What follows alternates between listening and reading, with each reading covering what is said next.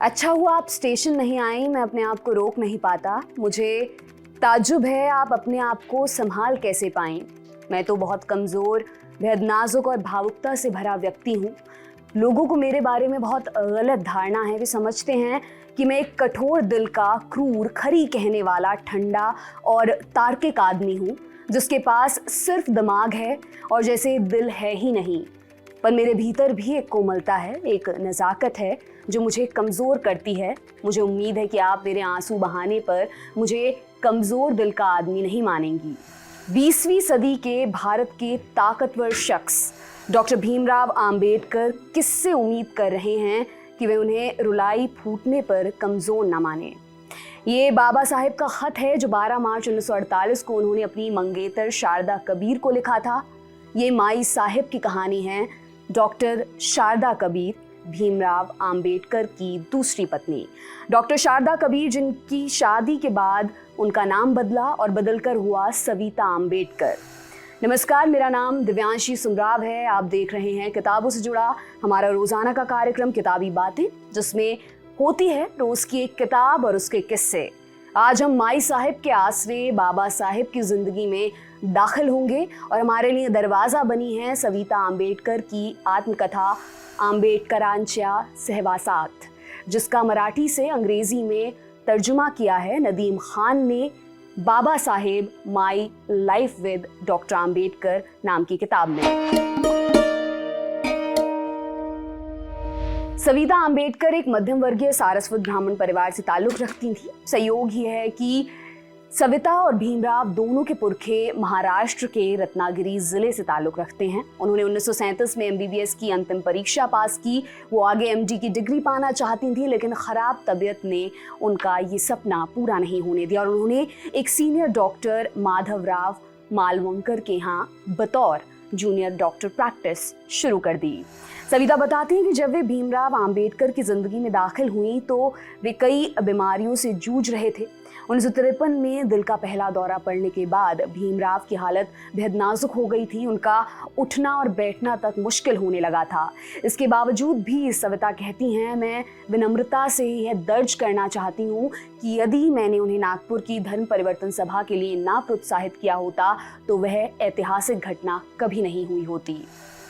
भीमराव का एक सिद्धांत था कि किसी भी व्यक्ति को कोई भी काम अच्छी तरह सोच समझ कर करना चाहिए। सविता आगे लिखती हैं, क्या तथागत गौतम बुद्ध ने अपनी पत्नी यशोधरा को बिल्कुल यही सलाह नहीं दी थी? वे पूछती हैं, क्या भीमराव आम्बेडकर की जिंदगी में मेरा रोल किसी यशोधरा की तरह का ही नहीं है? सविता और भीमराव की पहली मुलाकात हुई थी साल 1947 के शुरुआती दिनों में डॉक्टर राव नाम के एक शख्स के जरिए। सविता और राव परिवार के बीच अच्छे संबंध थे और राव की दोनों बेटियां सविता की बहुत अच्छी दोस्त हुआ करती थीं। यह एक संयोग ही था कि भीमराव आम्बेडकर भी डॉक्टर राव के अच्छे दोस्त थे। वे भी अक्सर उनके घर आया जाया करते थे। सविता लिखती हैं कि उस मुलाकात से पहले मैं उनके बारे में ज़्यादा नहीं जानती थी, बस उनका नाम भर सुना था। एक दिन ऐसे ही राव ने औपचारिकता में सविता का भीमराव से परिचय करवाया। वे कहती हैं, यदि भीमराव को पहली बार कोई देखे तो उसे ये समझ आ जाएगा कि विदेशी क्यों उन्हें जर्मन राजकुमार कहते हैं। भीमराव ने सविता को डॉक्टर बनने पर बधाई दी, क्योंकि उन दिनों किसी महिला का डॉक्टर बन पाना एक असामान्य बात थी। इसके बाद भी उनकी कुछ और मुलाकातें होती रहती थी, क्योंकि डॉक्टर आम्बेडकर अस्वस्थ रहते थे और डॉक्टर मालवंकर के यहाँ उनका इलाज चलता था, जहाँ पर सविता उनकी जूनियर थी। भीमराव को सविता से स्नेह हो गया था। बाबा साहेब की तरफ से उन्हें शादी का ऑफर दिया जाना और फिर उसके स्वीकार किए जाने का पूरा प्रसंग भी रोचक है। बताते हैं। सविता लिखती हैं, ये दिसंबर का एक दिन था जब भीमराव मुंबई में डॉक्टर मालवंकर के पास आए थे। पर्चा लिखे जाने के बाद जब भीमराव फारिग हुए तो वे सविता के पास आए और बोले कि मैं तुम्हें घर तक छोड़ दूंगा। ये सब बहुत ही आम था, लेकिन दिसंबर के जाड़ों का वो दिन खास था। भीमराव ने बात शुरू की, देखो डॉक्टर, मेरे साथी और मेरे अपने लोग मुझ पर ये जोर डाल रहे हैं कि मैं शादी कर लूं, पर मेरे लिए काबिल साथी ढूंढना बहुत मुश्किल हो रहा है। लेकिन मेरे लाखों लोगों के लिए मुझे जिंदा रहना है और इसके लिए यही सही होगा कि मैं अपने लोगों की विनती को गंभीरता से लूं। सविता कुछ देर चुप रही और फिर बोली, हाँ बिल्कुल, आपके पास जरूर कोई ऐसा होना चाहिए जो आपका ख्याल रख सके। डॉक्टर भीमराव ने बात आगे बढ़ाई, मैं आपके साथ ही अपने लिए सही व्यक्ति की खोज शुरू करता हूँ। सविता ये सुनकर घबरा गई। उन्हें समझ नहीं आ रहा था कि क्या कहूँ, तो उन्होंने चुप रहना चुना। अपने पहले से तय प्लान के मुताबिक भीमराव दिल्ली के लिए रवाना हो गए और सविता अपने काम में खो गई। ये तो भूल भी गई थी कि भीमराव ने उनसे कुछ कहा था। 25 जनवरी को दिल्ली से एक भारी लिफाफा आया। उसमें एक चिट्ठी थी जिसमें लिखा था, मेरी और तुम्हारी आयु के अंतर और मेरे खराब स्वास्थ्य के कारण अगर तुम मेरे प्रपोजल को अस्वीकार भी करती हो तो मैं अपमानित महसूस नहीं करूंगा। इस पर सोचना और मुझे बताना।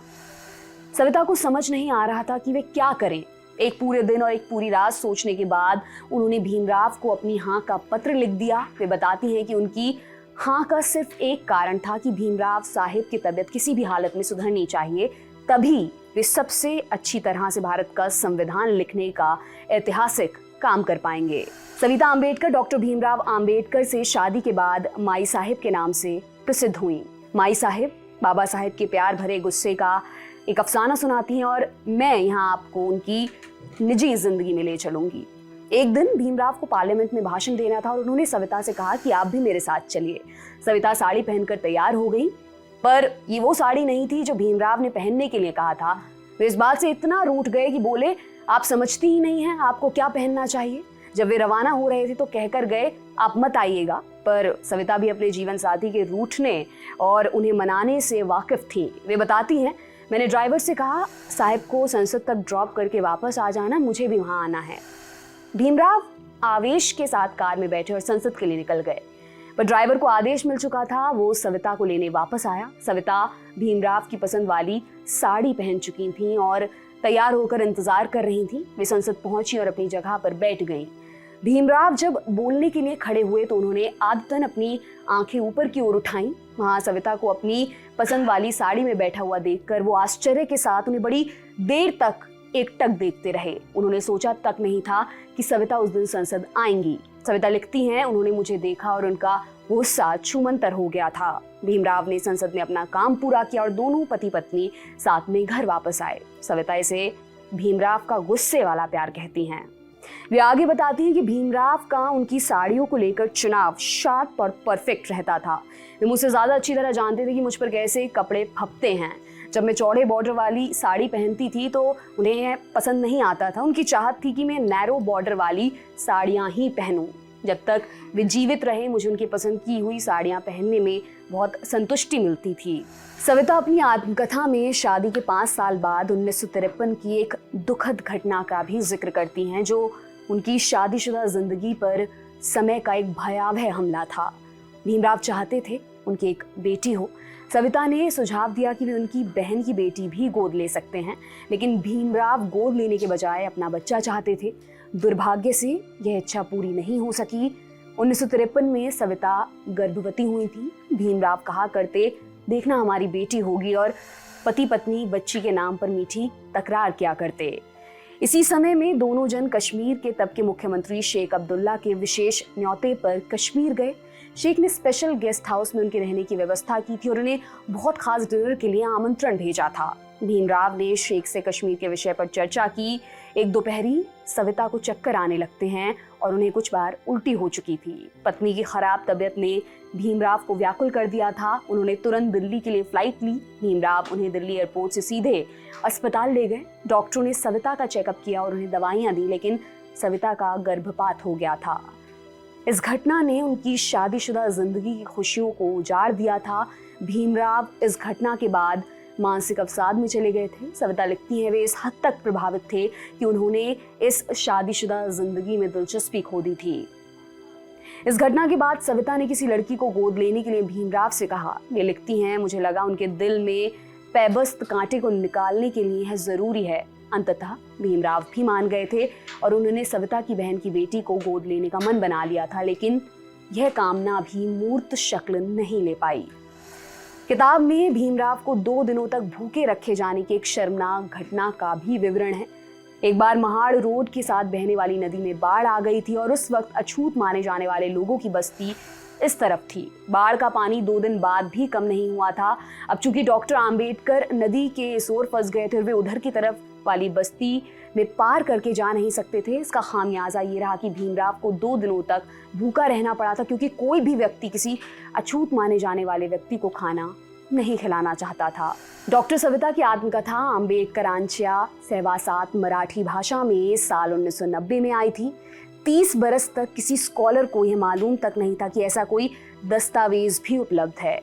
इसका अंग्रेजी अनुवाद किया है नदीम खान ने, जो बीते 50 बरसों से अंग्रेजी के टीचर हैं। उन्हें दर्जन भर से अधिक किताबों का मराठी से अंग्रेजी में अनुवाद करने का अनुभव है। पेंगुइन से छपी है किताब डॉक्टर भीमराव आंबेडकर को मानवीय बनाती है।